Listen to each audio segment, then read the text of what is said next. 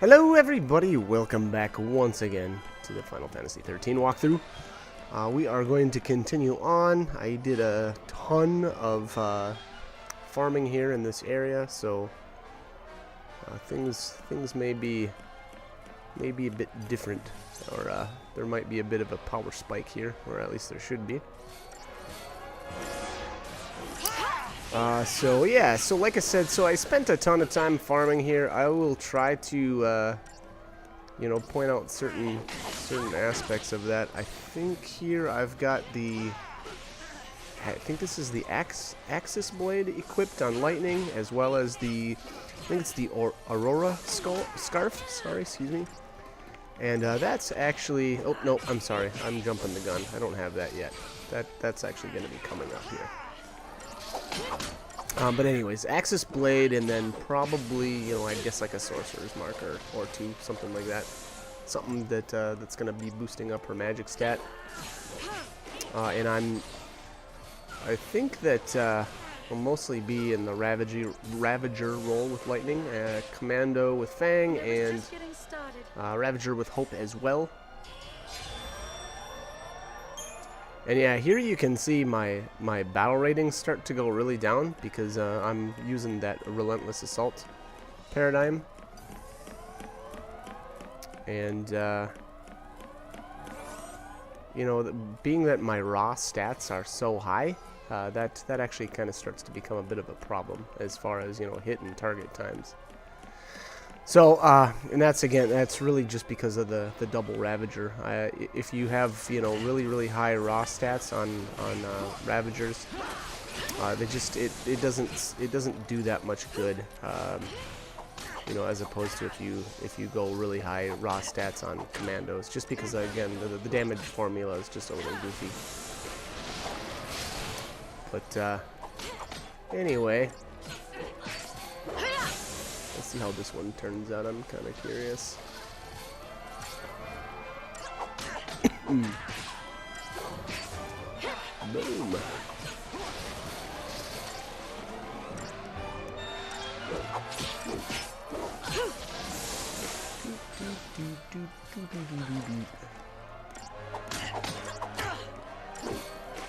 If you get this guy launched, we'll be good to go. And there's a really good example of having that shield talisman equipped on Hope.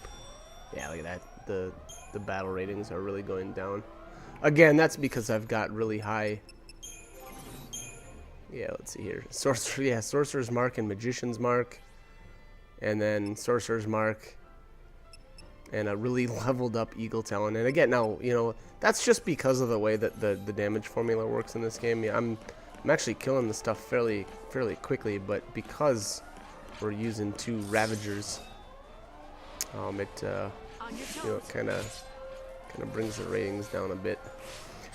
This Viking here is fairly easy to get a preemptive strike on. It's kind of funny too because it acknowledges that you're there and it'll spin around in circles. But it seems to me as long as you get behind it, or at least on the side of it, you'll be able to get a preemptive on him. So kind of weird, but also kind of nice. Let's see if we can get this guy taken down here. Ooh, that was close.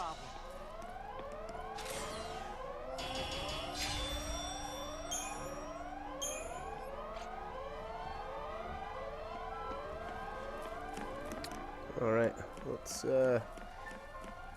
what we got here in this sphere. Gosh, every time now I have to catch myself. The earlier treasure sphere there was a Lifesaber, and if I remember right, that's got the improved raise ability on it. Now, to be honest, I don't really like that one, especially not right now. I don't think that Lightning even has the check here. I don't know that she's even got the raise ability. Oh yeah, she does. My bad. So yeah, if you develop her medic well enough, she does have raise, I guess. Didn't realize that. I guess that would have been pretty silly to stick that ability on a weapon and not actually be able to take advantage of it. But anyways, so I don't know, improved raise, not that great. I really, you know, honestly, I just don't really like that weapon. So I don't foresee myself upgrading it much. Or at least not until I need to. I believe there's a trophy in the game for obtaining, you know, I think it's like one of every item. So, you know, then by that vein, you'd have to upgrade it at least once to get to that second tier. But again, now I don't foresee myself using it. I just think that she's got way better items. For one thing, this Axis Blade I actually really like. I think that I think it synergizes really well with her the fact that she's a really good Ravager, and so I tend to stick with that. And we're actually going to be I mentioned it a little bit earlier, the Aurora Aurora Scarf. And what that's going to do for us is it's the upgraded version of an item that's coming up here. And really easy to upgrade it, but it actually starts lightning out with a full ATB gauge. Whether or not, it doesn't even matter if you get a preemptive or not. So with a normal with a preemptive attack, all of your characters fill up their ATB gauges right away. But with the Aurora Scarf, it does it automatically right at the start of battle. But unfortunately, that's only for her, you know. So for all of the other battles that don't end up being preemptives, you know, she gets a fairly decent advantage. Then on top of that, there's actually, and the real reason why I like using it is because the Aurora Scarf plus the Axis Blade gives her a 10% ATB recharge rate, so it ends up being very nice. And again, you know, I feel like that really synergizes well with her Ravager role. Oh, I'm sorry. So the Axis Blade itself is attack ATB charge. So it's going to refill her ATB charge every time you attack an enemy. And then the synergy, or the ability by equipping the two, the Axis Blade as well as the Aurora Scarf, is actually the ATB rate plus 10%. So, you know, there's little hidden abilities like that where when you combine different pieces of gear, you get you know, an effect. So that is one of the more useful ones. And again, you know, I just feel like that combination of items and abilities really helps her Ravager roll out, because I mean, the real goal for a Ravager is to build up the chain gauge, and by attacking more often, and then, you know, every time she actually attacks, it boosts her ATB recharge rate. So it's almost like, you know, by getting even more attacks in, then you know, you're really just increasing what you're already trying to do with your Ravager, which is boost the chain gauge. So, you know, I just feel like it ends up being a really good combo. And to be honest, I would bet that I will kind of stick to that strategy for the rest of the game. I just feel like it's just so useful that you know, it kind of trumps really anything else. And it's actually kind of hard to find you know, like synthesized abilities like that really fit, you know, specific characters' roles. Now, Hope has one with his augment. I think it's his augment maintenance. I think that's the name of his buff, or maybe it's defense maintenance. I think his is actually defense maintenance.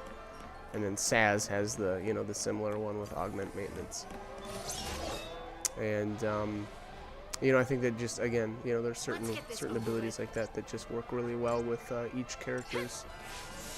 I would almost say defined roles, or yeah, I don't know. I guess we'll leave it at that. But anyways, boy, this corridor ends up being really long. There's a lot of battles to get through here, and hopefully, you know, as long as you're hitting your 5 stars, you should be getting or picking up a lot of incentive chips and, you know, credit chips along the way. So hopefully that's working out. Speaking of incentive chips, there's one now.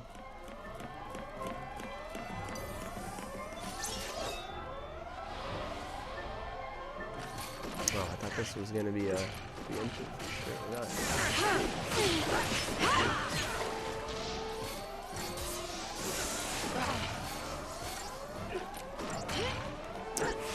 Yeah, all right. So as far as this area goes, I mean, there's not much else as far as strategy goes here. There's just, you know, these enemies are, for the most part, fairly easy to take down. The Huntress, or the Huntressai, is that multiple? Is that the multiple version of Huntress?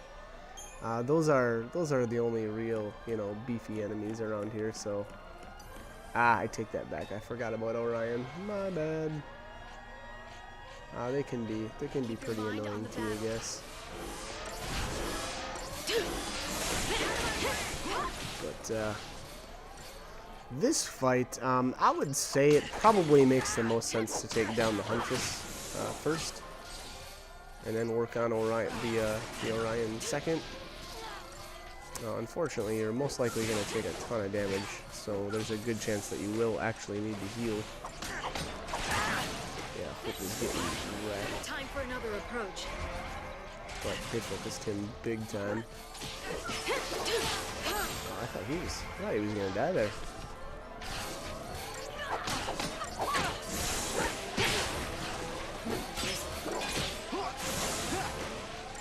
But yeah, I don't know. As far as like debuffs and whatnot, I don't know that you really need to go into that for the Viking once that's alone. I just kind of, you know, unfortunately, Feng doesn't have access to very good debuffs right now. I guess I mean she's got slow, but I don't know.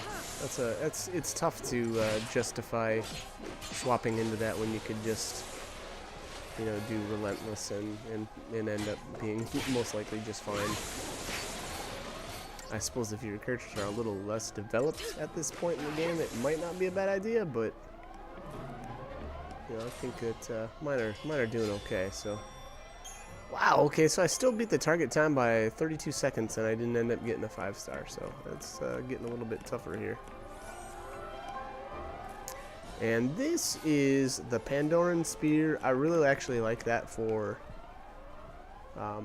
Fang. Now, unfortunately, with the Pandoran Spear, it's actually got kind of crummy physical damage orientation. It's more magic oriented. All crew, code green. Repeat, code green. Security forces stand by. Hostile forces on board. Code green. Get up! You're being moved. On your feet, scum. You too.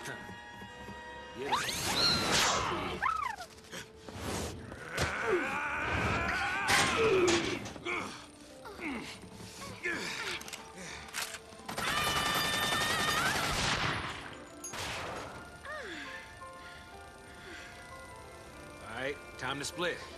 Not run. There's a difference. Gotcha. Let's go.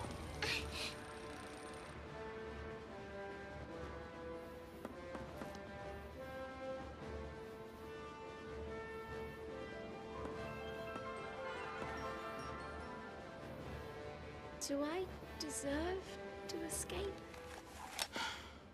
What? You'd rather die? What? 'Cause that's gotta scare you. Scares me. Scares me so much. I think I might die of fright. So, I push myself to live even harder. I can just imagine Dodge laughing at me talking this nonsense. Right now, I'd do anything to see that smile. Stay positive, right?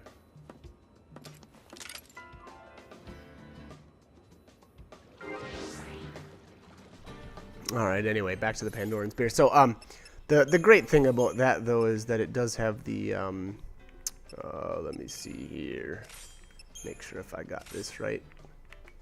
It's got improved debilitation, which says it slightly boosts the success rate of debilitation abilities, meaning her debuffs, you know, while she's in her saboteur role. Now, you know, that's going to increase it by 20%, and then the upgraded versions increases it by 40%. So, you know, depending on the fight, that can be a very, very useful ability. Now again, unfortunately, I usually use her for her commando role, so it's a little unfortunate because that weapon doesn't have that great of you know, pure strength growth, but I still kind of feel like it's worth it. I actually really like having that you know, the good land rates. So I guess it's really up to you, you know, and what you want to do, but that's typically how I end up setting her up. So there's probably a point in the game where I'll swap over to that, and then you know, I very well could end up finishing the game out that way. I kind of like that more than the majority of her other weapons. There's some specific instances where she's got, you know, a different weapon that I might swap in, but for the most part, I would sure suspect that I'll be using that a lot. But anyways, alright, so we're developing the characters here. Obviously, I've got a ton of CP, and that's just from spending so much time farming. So I'm gonna finish out these two Saz as well as Vanille's roles here. We'll get them all finished up in the Chrysarium, and that'll really help out. These two have a rough few battles coming up here, so it's nice to have all that CP to spend.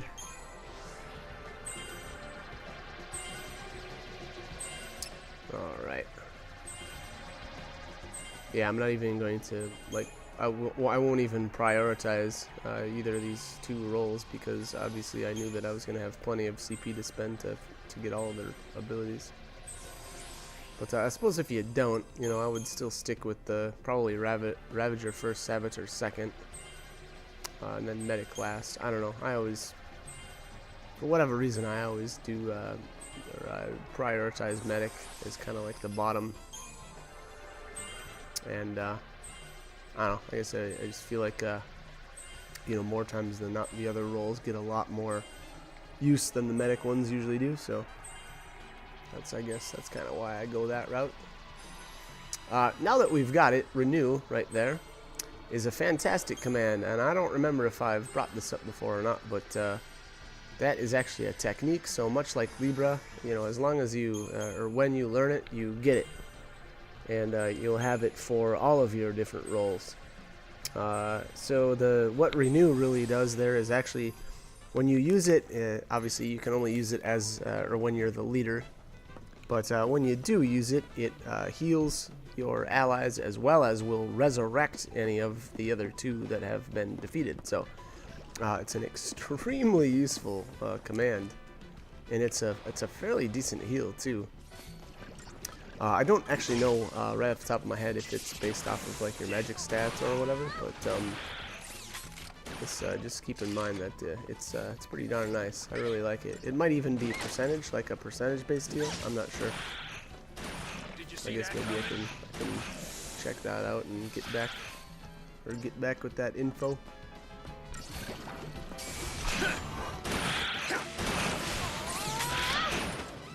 Wow. Okay. So I actually just took a couple seconds there to look that up, and I learned something that I had forgotten. So actually, Renew restores 50% of your character's health. So that being said, you know, it actually will and will revive any, like, again, any characters that are defeated. Now, so it's actually pretty, I don't know, to me it's pretty useful. I really like it. I really like it because it's a nice little clutch heal. Now, that being said though, Eidolons will heal any defeated characters and bring their HP back up to full.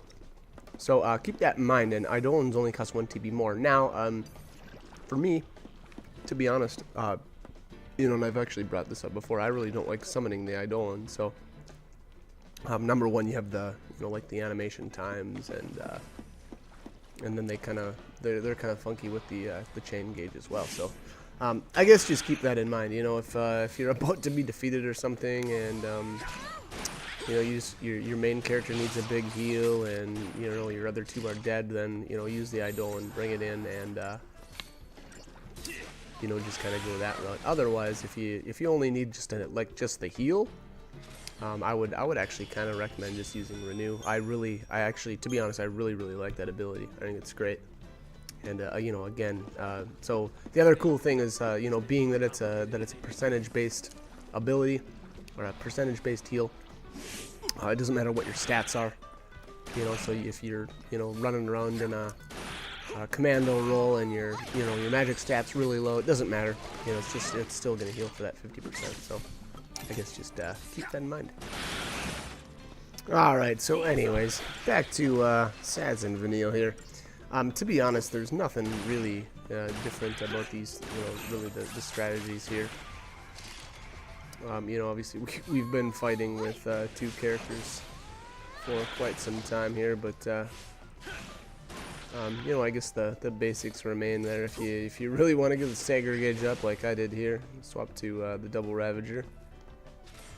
I think it's is it the Flanborg or the Flan? I think it's the Flanador is the healer. Obviously, the one with the big goofy light above its head. Although, I don't know, it kind of looks like the rest of them have a bunch of weird, what are these things looking like, are those green light bulbs? I don't know, they remind me of like radioactive rods or something. But, anyways, take out the Flannery first. You know, obviously it's going to be able to heal its buddies, so it just makes sense to get him out of the way.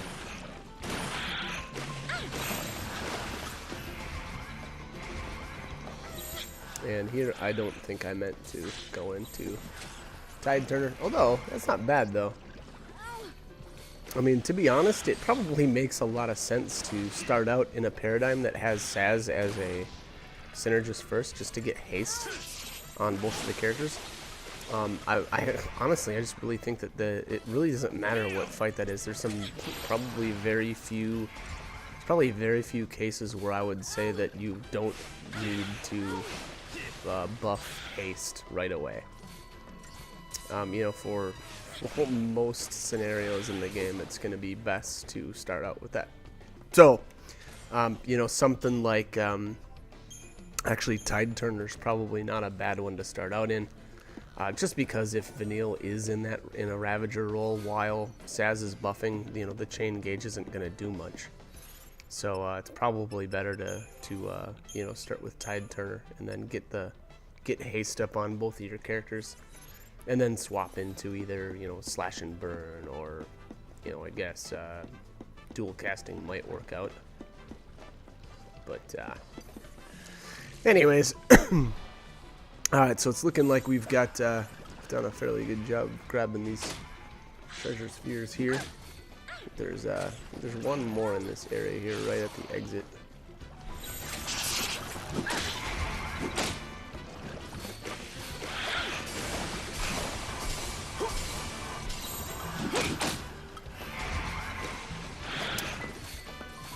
Alright, what we got going here? Yeah, I don't know why I took the Flanborg down first. That's kind of weird.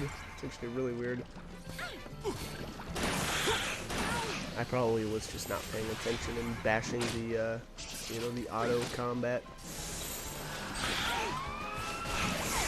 Atta girl. Thanks, Vanille.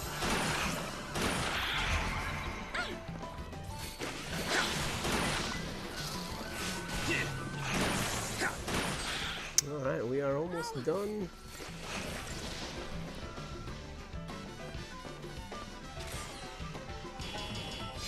Alright, there's a 5-star. Doing a better job getting 5 stars with only 2 characters. It's kind of funny. Alright, here's our last treasure sphere. Murkey ooze. Alright.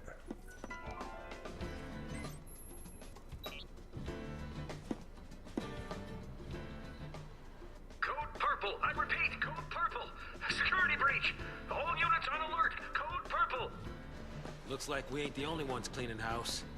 Could be Lucy. Could be Fang. Come on, let's hurry. Let's go get rescued. No, not this time. For once in my life, I am going to save her. All right, now you're talking. Let's go.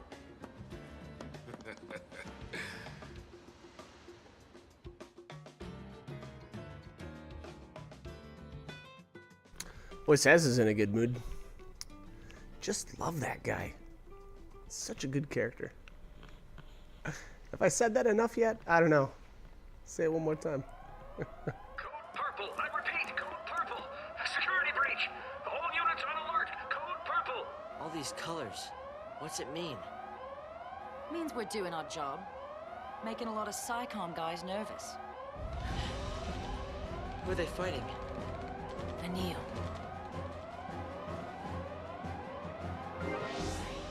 All right, code purple. Shit's going down. I don't know what code purple is, but let's move in here. Oh man! All right, so these battles are pretty rough. There's a couple of formations here with 3 Vikings at the same time, and man, they're just they have so much health. Obviously we'll take this one down fairly quickly, and that's because we got this nice preemptive strike on here, or on these guys. But I'd say if you don't get a preemptive, I'd actually say it's probably a good idea to get Hope into that synergist, roll really quick, just to get everybody buffed up. And at the very least, get protect. I'm not sure if you need whatchamacallit or not, shell. They have an ability called, oh boy, now I'm not going to remember it. Hopefully they'll use it, but they've got one ability, and I'm not sure if it's actually a physical or a magic-based ability. So again, not really sure if you need that shell or not. Definitely protect though. That's a for sure thing. But anyways. Again, it really helps if you can get a preemptive. Obviously, we shredded that first Viking down pretty quick, and that always helps. Otherwise, another thing that may help here too, as well, is using Fang with that Saboteur roll and getting slow on these guys. So that'll also, really cut down on the damage that you take. So you can kind of spend more time in your damage paradigms and less time having to heal. And that can go a long ways, so.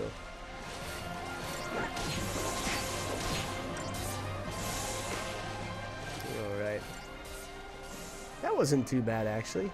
Again, though, really, though, I think that's probably because I got that preemptive. That goes a long ways. Yeah, we took it down in half the predicted time. So.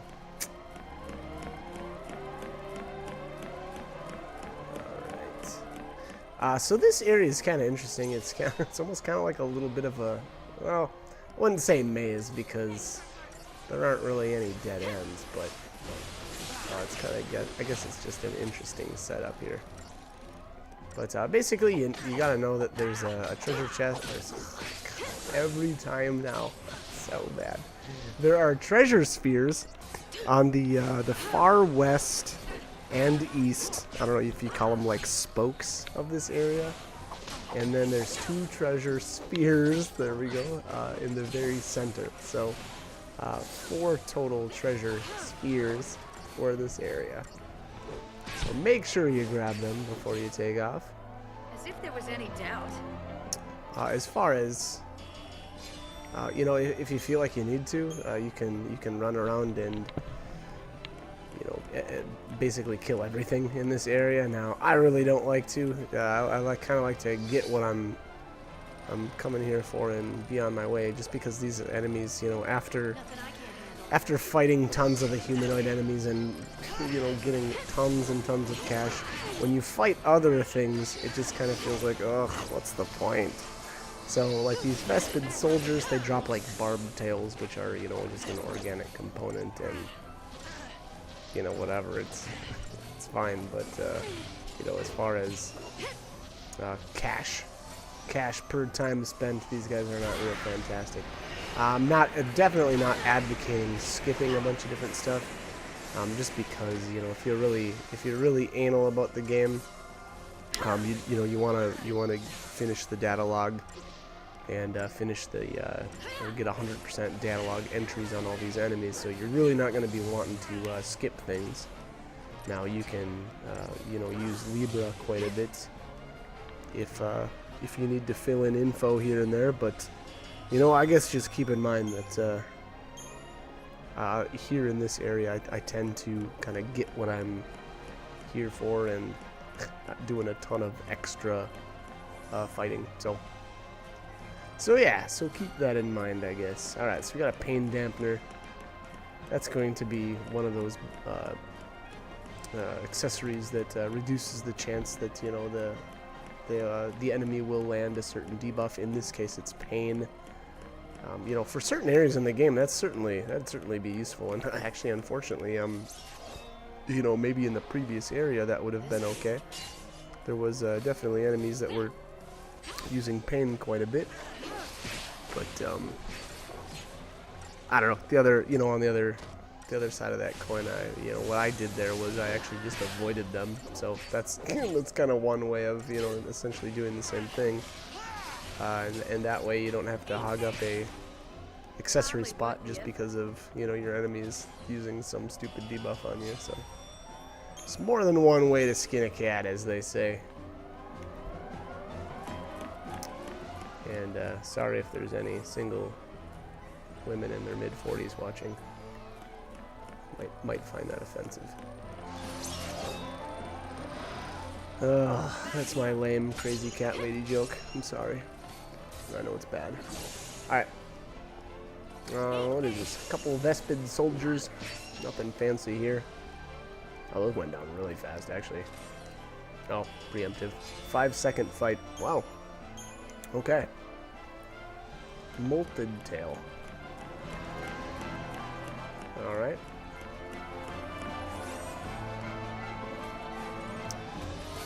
Perfect conductor. Alright, so there's some inorganic material there. Let's get this over with. And a preemptive. Very nice.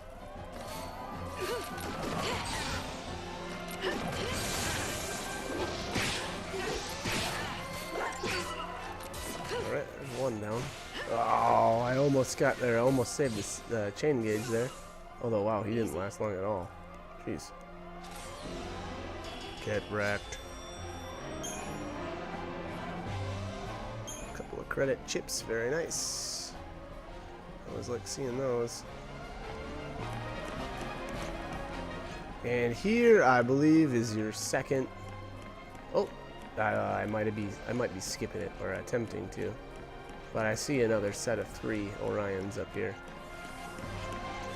Oh, I think I got a preemptive here. Yep. All right.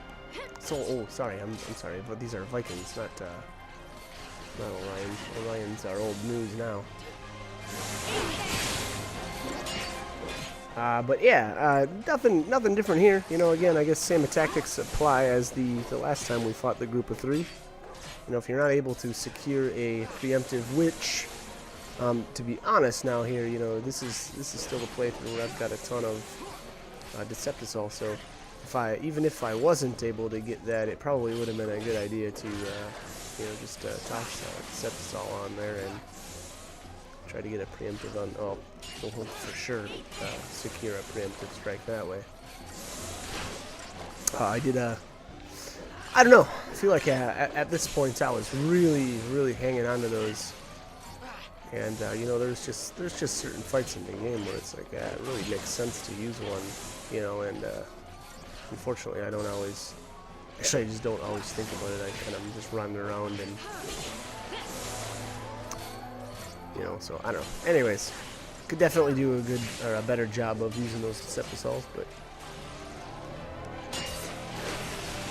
anyways, all right. So that's Viking number 2 down. So 1 left, and I'm not sure. It's looking like we might be able to get out of this without having to heal. So that's always a good deal.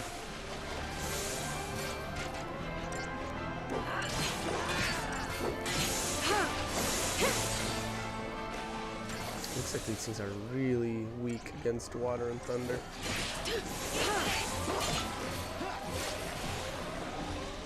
And wow, Fang is just hitting so hard. Boom, 6K. That's the commando for you.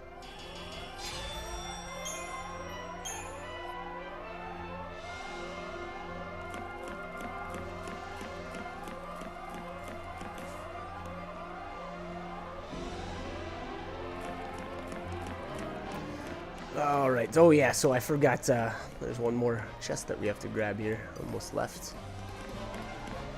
the area, and actually, I believe this area you cannot return to. So definitely want to grab your treasures before you take off.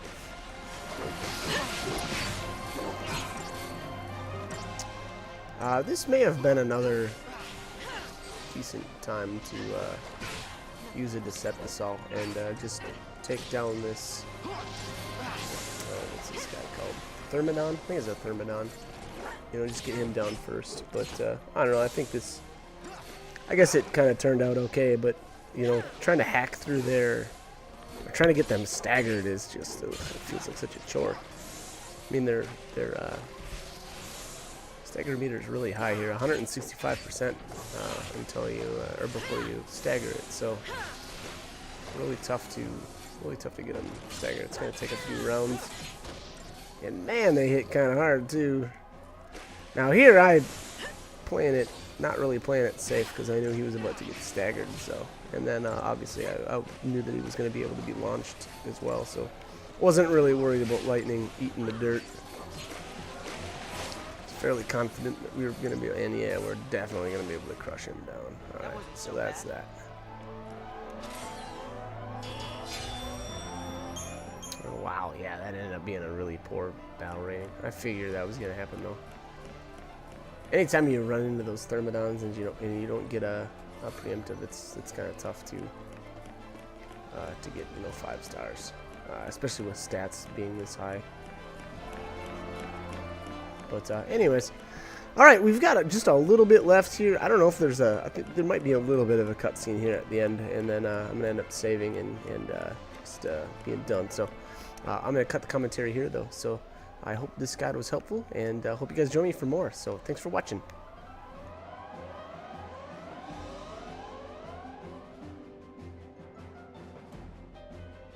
Colonel, we've lost the intruders. That means we're code yellow. No, wait.